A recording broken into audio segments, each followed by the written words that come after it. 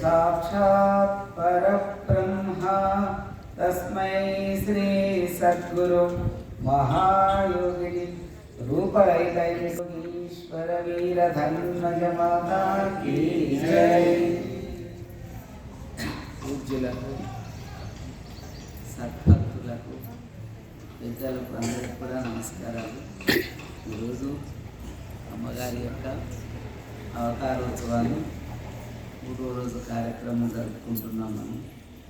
మన వాళ్ళంతా భక్తులంతా కూడా అమ్మగారి గురించి ఎంతో విశేషంగా చెప్పారు.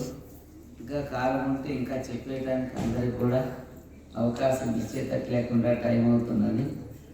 మళ్ళీ సాయంత్రం కూడా 5 గంటలకి అందరూ కూడా సమావేశమై మళ్ళీ కూడా వాళ్ళ కాలాన్ని సద్వినియోగం చేసుకోవాల్సిందని యొక్క మనం అయితే చెప్పాలంటే చాలా ఉన్నది. ఎందుకంటే ఇప్పుడు మహాపాప యుగము ధ్వంసమయ్యే కాలం వచ్చింది. ఈ ధ్వంసమయ్యే కాలంలో ఎట్లా ఉంటుందంటే ఆ యొక్క మాయకి ఎక్కువ బలం ఇచ్చున్నాడు భగవంతుడు. ఆ మాయకి ఎక్కువ బలం ఇచ్చున్నాడు. అందుకే అమ్మాయి ఏమన్నారంటే ఈ టైంలో మేము ఉండరాదు, ఈ టైంలో మేము అనుష్ఠానంలో కూర్చోవాలా, ఈ టైంలో మేము ఉంటే మా మాటను కూడా అయినారు లోకం. అట్లా ఉన్నది నాయన కాలము. ఈ కాలం ధ్వంసం అయిపోతుంది. ఈ ధ్వంసమైన తర్వాత అప్పుడు మళ్ళీ భగవంతుడు గదాధరుడై వచ్చి భక్తులను రక్షిస్తాడు ఆయన. అట్లా ఉన్నది కాలం. ఇప్పుడు మేము ఉండనే రాదని అమ్మోళ్ళు అనుష్ఠానంలో కూర్చొని మళ్ళీ 3 రోజులు అనుష్ఠానంలో కూర్చొని 3వ రోజు లింగంలో కూర్చున్న తర్వాత లింగం దగ్గర పోయిన తర్వాత కళ్ళు తెరిచారన్న. అమ్మగారు కళ్ళు తెరిచింది. దాదాపు ఈ పూజారి వాళ్ళు, శిల్పి వాళ్ళు, శిల్పి ఆంజనేయులు, శిల్పి హనుమంతు, నందీశ్వర స్వామి, గోపాల స్వామి వీళ్ళందరూ 5-6-7 మంది కళ్ళు తెరిచినప్పుడు చూశారు. మరి అమ్మ లింగం లేకపోయిన తర్వాత ఎందుకు కళ్ళు తెరిచారు మాకు కూడా అర్థం కాదండి.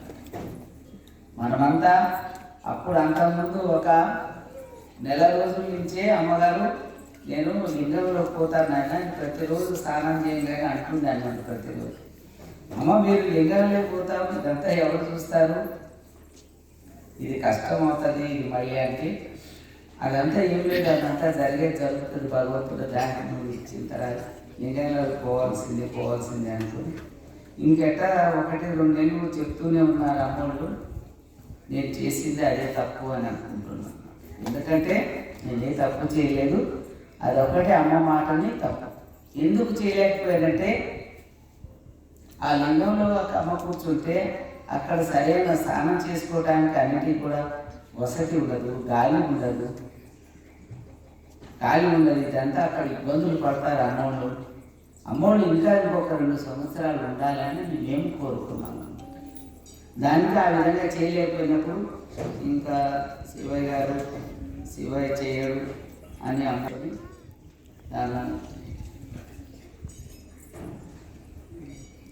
ఆయన అనుకున్నట్టు కళ్ళు మూసుకున్నారు, అనుష్ఠానంలోకి వెళ్ళిపోయారు. ఆయన సాధించే ఏమిటో మనకు అర్థం కాదు, అదే గోప్యం అన్నమాట. చెప్పరు ఎవరికి, అమ్మగారు చెప్పరు, గోప్యం. అందరు ఏమనుకుంటారు, అమ్మ ఏం చెప్పలేదు కదా అనుకుంటాము. కానీ మనకు ప్రేమనే అందించారు కానీ అమ్మ కష్టాన్ని సుఖాన్ని అందించలేదు. అందించారు అందరికీ. అందరు అంటారు అమ్మ ఆశీర్వాదం వద్దే అన్నీ చేసినాం అంటారు ఘనంగా. ఆ ప్రేమనే సదా ఉంచుకోవాలి. ఆశ్రమ నిర్మాణం అదే తెలుసుకోవాలి. ఇంకొకటి నేను చెప్తున్న సభాముఖంగా, శివుని దేశించడం అమ్మగారి యొక్క ఉద్దేశం. ఎందుకంటే నేను వచ్చింది ఆయన కోసం, వేరే కోసం కాదు వచ్చింది. నేను రాను రాను అన్నాను. నేను నల్గొండలో ఉంటున్నప్పుడు బనారస్ స్వామి తెలుసు. ఇది ఎందుకు చెప్తున్నానంటే అందరం తెలుసుకోవాలని చెప్తున్నా. ఎంతో మంది భక్తులు వాళ్ళంతా దేవునికి దూరం అవుతున్నారు నా మీద దేశంతో. అది చెప్పడం నా కర్తవ్యం అని కూడా హెచ్చరిక చేస్తున్నాను. అయితే నేను రానమ్మా అన్నాను. ఎన్నోసార్లు రానన్నాను, రోజు పిలుస్తుంది. ఎందుకు రానమ్మంటే అక్కడ అందరూ మాట్లాడతారు. అమ్మ దగ్గర, గురువు దగ్గర ఎవరు మాట్లాడరాదు. వాళ్ళ ఆశీర్వాదం ఉందో అదే తీసుకుని పోవాలి. కానీ వ్యవహారం గురించి కూడా అమ్మకే సలహా ఇస్తారు. అది ఇట్లా చేయాలమ్మా, ఇది చేయాలమ్మా, అది ఇట్లా చేయాలని సలహా ఇస్తారు అందరు. సరే నాయన అంటారు అమ్మోళ్ళు, సరే నాయన అని అంటారు అమ్మోళ్ళు. చాలా శ్రద్ధగా వినండి. చాలా ఎవరు వినకపోతే వాళ్ళకే నష్టం, అది నాకేం కాదు అనమాట. అయితే అందరూ మాట అమ్మోళ్ళు తింటారు. 10 మంది ఇంకా అలాంటి ఇబ్బందులు లేదు. నేను ఎందుకు రావాలమ్మా, నేను రాను అనుకుంటున్నాను. ఆఖరికి ఎంతగా విసుకున్నామంటే అమ్మ రమ్మనుకుంటే నాయమ్మడి ఎందుకు పడ్డావమ్మా నేను, నాయమ్మడి ఎందుకు పడ్డావమ్మా నీకు అని చెప్పాను. అంటే కూడా అమ్మ నవ్వుతూ నిలబడ్డాను. ఇంకా సమయం వచ్చిందో ఏమో. అక్కడ నల్గొండలో బస్సు ఎక్కినప్పటి నుంచి అమ్మ నన్ను ఇచ్చలేదు. బస్సులో నేను వస్తానే ఉంటే అమ్మ ఎంతనే వస్తా ఉన్నాను. మళ్ళీ మనసు ఏ విధంగా ఈ స్థానంలోకి వచ్చిందాక అమ్మగారు నా బట్టే ఉన్నాక తర్వాత లోపలికి నేనే. ఆ తర్వాత జరిగినవి వేరే ఉన్నాయి. కానీ భగవంతుడు ఏమంటున్నాడంటే ఆయన అన్నారా, ఆయన్ని దూషించారా? ఆయన్ని దూషిస్తే ఏమవుతుంది? మమ్మల్ని దూషించినట్టు అవుతుంది. ఆయన మీద మీ ప్రేమ ఉంటే ఆ చింతనార్థాలు సుఖంగా ఉంటారు. అందుకు మేము నిర్ణయం చేసినాం టైం. ఎవరైతే దూషణ చేస్తున్నారో వాళ్ళని ఖండించేదానికి టైం కూడా నిర్ణయం చేసినాము. కావున మీరందరూ కూడా తెలుసుకొని నడవాలని చెప్తున్నారు అమ్మగారు. ఎందుకంతగా చెప్తున్నారు? కమిటీ మీటింగ్ పెట్టి మీరందరూ ప్రేమగా ఉండాలా, శివయ్యని ప్రేమగా చూసుకోవాలి అని అన్నారు. కమిటీ వాళ్ళు కట్టనట్టు రికార్డు చేసుకున్నాడు జగజ్జీవన్ రెడ్డి సార్. ఎందుకు అంటున్నారమ్మా, ఎందుకు పదే ఎందుకు చెప్తున్నారు? జన్మశైల్యం భక్తిప్రదం ప్రదోషతీర్థం ప్రయాణమానం జ్ఞానవృద్ధి అని ఇంకా చక్కగా ఇచ్చే భగవంతుడు. అవును, మనం అందులో యొక్క అర్థాన్ని తెలుసుకొని మనం నడవాలంటే. ఏదో అమ్మాలు మమ్మల్ని ప్రేమ చేసినారంటే అందరినీ ప్రేమ చేసినారు. ఎవరిని అమ్మ ప్రేమ చేయలేదు చెప్పండి? ఎవరినన్నా దూషించారా? ఏమో నువ్వు 75 నుంచి వస్తున్నావు కదా, దూషించారా? ఎవరికి దూషించలేదు. ఆశ్రమాన్ని నష్టం చేసుకుంటున్నప్పుడు దూషించండి. ఇదే ఆయన దయాస్కరు అంత ఆదర్శం. అవునా? ఇంకానైనా తెలుసుకొని మనసు నిలుపుకొని ఇంకా ప్రవర్తన సరిగా చేసుకోవాలి. గురువు ముందు దేవాది దేవుడు కూడా ఆయన ముందు వీలు కాదు. మరి శంకరుడు అనేది కూడా ఆయన సేవ చేస్తున్నాడు. ఆయన ఎంత ఉన్నాడు మనకు తెలియదు. శివారాయణ అమ్మగారు స్నానం చేసినప్పుడు శంకరాలు ప్రత్యక్షమయ్యాడు. అమ్మగారికి అక్కడ గృహ నిర్మాణం చేసినప్పుడు అప్పుడు శంకరుడు ప్రత్యక్షమయ్యాడు. ఏం కావాలా అమ్మ అంటే నాకు నువ్వు ఇచ్చేది ఏం శంకర, భక్తులు మంచిగా చూసుకోవాలి చెప్పిరా నాయన అన్నారమ్మ. అక్కడ శంకరుడే అమ్మకి సేవ చేస్తున్నాడు. మనమంతా ఎంతటి వాళ్ళమని మనం తెలుసుకోవాలి. పడరాదు ఎవరు. విద్యాగర్వం కూడా మనిషిని, గర్వాలు చాలా ఉన్నాయి. పండితులు చెప్తారు విద్యాగర్వము, ధనబలము, ఖండబలము, లేదా ఖండబలము, సంఖ్యాబలము, ఇవన్నీ కూడా చాలా అది అమ్మగారు కథ కూడా చెప్తారు. విద్యాబలాల గురించి కూడా ఇన్ని బలాలు మన అహంకారాన్ని తెస్తాయన్నమాట. అందువల్ల అన్ని అహంకారాలు భగవంతునికి దూరం చేస్తే కానీ భగవంతునికి సన్నిహితం చేయాలి. నేను అన్న భావంతో రావణాసుడు అయిపోయాడు ఆయన. నేను అన్న భావన రారాదు, శరణు శరణాధ్యాయం అనుకోవాలా.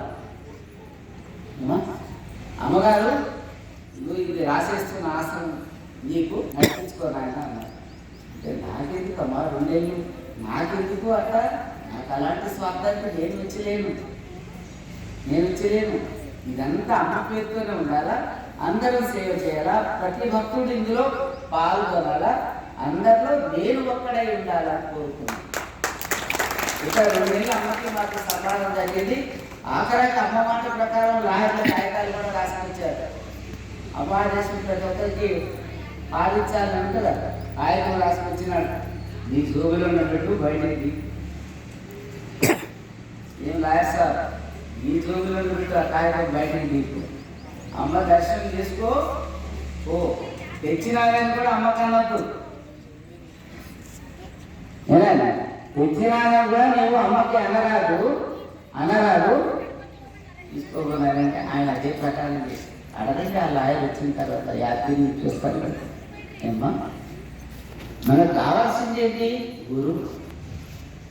మేము ట్రస్ట్ మెంబర్ లేవు, మేము కమిటీ మెంబర్ లేవు, మేము అది లేవు ఇది లేవని మీరంగా గురువు ముందు అంటే కదా, గురువు ముందు సేవ దొరికితే ఆ సేవ చేసుకొని భరించాలి.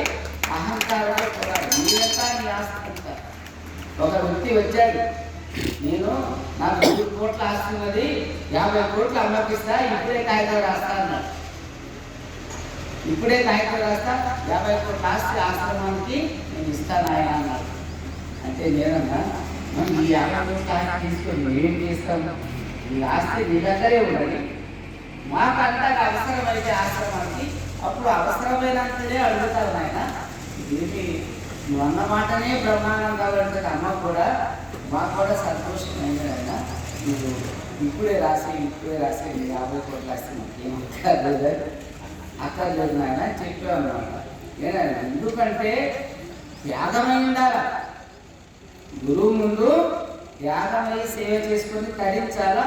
మళ్ళీ ముందు జన్మకి పుణ్యాత్ములు కావాలి. గురువుని మించిన దైవం లేదు. ఇక్కడ అన్ని గుళ్ళల్లో మన కాశీ నుంచి కమ్మార్ అన్ని విగ్రహాలే ఉన్నాయి. ఆ విగ్రహాలు ఒక మనిషి చెక్కి పెట్టిన వాళ్ళే కదా, ఎవరో ఒక మనిషి శిల్పి చెక్కి పెట్టినే. ఆ విగ్రహాల్లో దేవుడని మనం నమ్ముతున్నాము, ఆరాధిస్తున్నాము. అందులో కళాత్మక పొందేటి వాళ్ళు ఎంతమంది ఉన్నారో, క్షణికమైన ఆనందం పొందేటి వాళ్ళు ఎంతమంది ఉన్నారో అదంతా వాళ్ళకి వెళ్తే. కానీ మరి నీ విగ్రహాన్ని ఎవరు చెక్కారు? నిన్ను ఒక బొమ్మగా ఎవరు చెక్కారు? ప్రాణం ఎవరు పోసారు? అది నీ ఇంటికి ఇచ్చారు. నీలో భగవంతుడు లేదా? ఆ విగ్రహంలోనే భగవంతుడు ఉంటే నీలో లేదా? నీలో ఉన్నాడు భగవంతుడు. నీలో ఉన్న భగవంతుడిని బయటకు తీయటానికి గురువు యొక్క అనుగ్రహమే అవసరము. గురువు యొక్క ధ్యానమే ముఖ్యము, గురువు యొక్క జపమే ముఖ్యము. అప్పుడు ఆ గురువు అనేటువంటి మనలో ఆయన యొక్క అనుగ్రహాన్ని మనలో ప్రవేశిస్తాడు.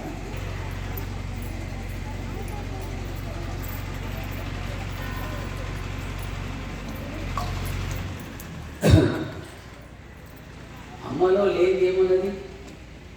హరే కృష్ణ హరే రామ, హరే కృష్ణ యశోద కృష్ణ, నందకృష్ణ, గోపాలకృష్ణ అని అమ్మ పాట పాడుతుంది. అమ్మకి అందరి సమానం, సర్వదేవతా స్వరూపం అని మన వాళ్ళు అంటారు కదా మన పూజ. ఆ సర్వదేవతా స్వరూపము ఒకరోజు కృష్ణుని పాట పాడుకుంటా, శివాయ మన కృష్ణుని చూసావా? పరీక్షలు పెట్టాలి ఉంటే అంటే కృష్ణుడితో మాకేం పని? అమ్మ ఉన్నాక అమ్మని మాకు సర్వం అంటే, కానీ ఇంకొకటి లేదు అంటారు నాన్న అని తప్పుదై ఒక నిమిషం చేత. సరే కృష్ణుడిని చూస్తావా నీవా నాన్న? మన అమ్మ అన్న తర్వాత మనం ఏమంటాం?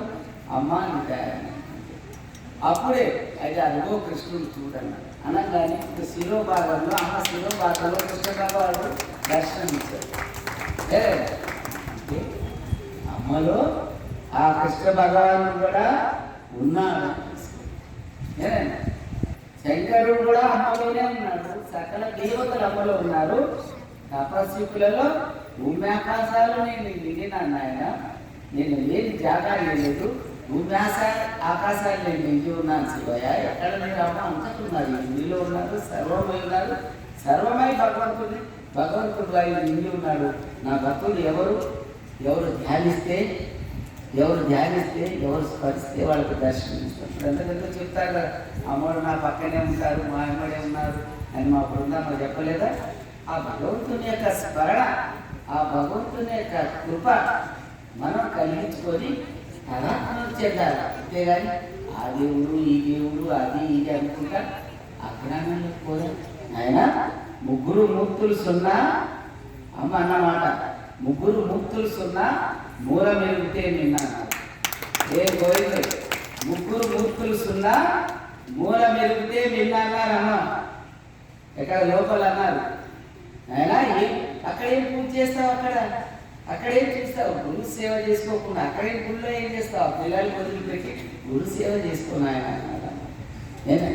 అంటే భగవంతుడు అనేటి వాడు గురువులోనే ఉంటాడు.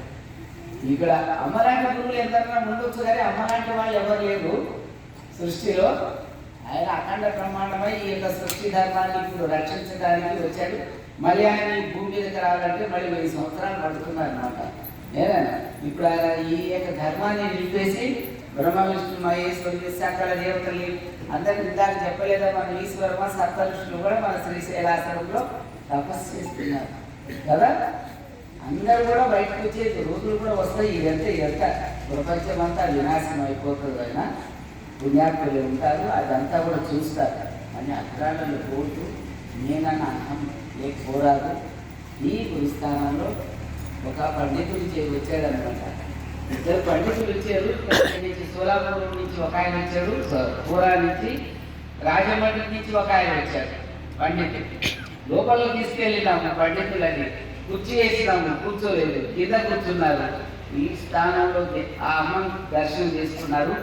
ఈ జాగాలో ఒక ఆకు తీసేస్తే కూడా అంత పుణ్యం ఉన్నది ఆయన. ఇక్కడ పండితులు అన్నారని కూడా ఆశ్రమాలు అంటున్నారంటే మనం ఇంకా ఎందుకు తెలుసుకోకుండా అజ్ఞానాలు పోతున్నారు. అమ్మతో మాట్లాడినారు, అమ్మకు సమీపం కూర్చొని ఎన్నో దర్శనాలు పొందేది. ఎందుకు జ్ఞానం లేక రావాలి. జ్ఞానం లేకొస్తే అది శ్రేష్టము. ఏ ఆత్మ జ్ఞానం లేకొస్తుందో అందుకే కదా కర్మయోగము, భక్తి యోగము, జ్ఞానయోగం 3 కృష్ణ భగవాను చెప్పాడు. ఆ 3 యోగాలని మనం సాధించుకోవాలి. రాత్రి కూడా చెప్పాము.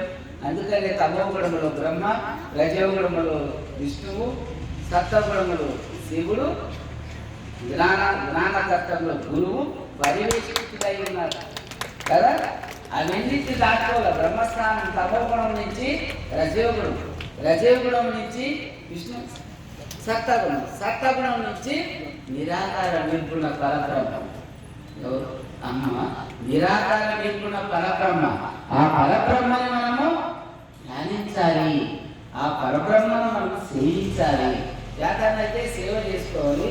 ఈ గుట్ట ఊడుస్తుంటే చూడడం నేను మురుగేశారు ప్రభుత్వం వాళ్ళందరినీ రోజు ఉదయాన్నే గుట్ట మేము సాఫ్ చేస్తుండేవాళ్ళు. ఒకరోజు అమ్మవాళ్ళు అక్కడికి వచ్చారు. ఆ మూలకు వచ్చి నిలబడి ఏమన్నారమ్మా, సేపు చూసేది మేము అందరం కూర్చుకుంటాం, మా జాతరలు మేము తొందరగా టైం అయిపోతారు ఊడవాలి. అప్పుడు అమ్మవాడు శివాయాన్ని పిలిచారు. అప్పుడు దిక్కులు అందరం లేచి నమస్కారాలు చేసుకున్నారు. అయితే మీరందరూ గుట్ట ఊడుస్తున్నారా? ఇది మీ బిడ్డ భగవంతుడు ఊడిస్తాడు, మీ గుండెలు భగవంతుడు ఊడిస్తాడు ఆయన అన్నాడు. అంత పవిత్రం ఉన్నది. ఇక్కడ ఊడిస్తే కూడా తప్పేం లేదు. అదంతా అదే పుణ్యమైన సేవ. ఏనైనా అక్కడ ఉన్నది. నేను ఎందుకు చెప్తున్నానంటే ఎవరు కూడా దోషం లేకపోరా. అందరూ అమ్మ అన్నోళ్ళు కొంతమంది కోట్లు పోతున్నారు. అమ్మ మీద కోట్లు పోతారా? అమ్మని కోర్టులో మెంబర్లు చేస్తారా? అమ్మను కూడా కోర్టులో ప్రతి వారిగా చేసినారు. ఏం చెప్పాలి అమ్మని, ఏం చేస్తే అచ్చరామని ఎంత. మళ్ళీ ఒకప్పుడు అమ్మ ఆశీర్వాదం తీసుకున్న వాళ్ళే అమ్మ దగ్గర ఒక ఆయన అయితే మంత్రం కూడా తీసుకున్నాడు. ఏంటి దాని అర్థం? ఎదుగుతున్నది లేదు. శివయ్య మీద దేశం చేయరా? శివ మీద దేశం చేశాడు. ఆ పాపం మీకేమో శివయ్య దేశం చేస్తున్నాడా? లేక అది మీకు తెచ్చేయని అడుగుతున్నాడా?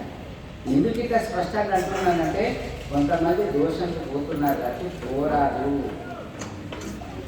దేవుడి మీద భక్తి పెట్టుకోవాలా, అందరి మీద ప్రేమగా ఉండాలి.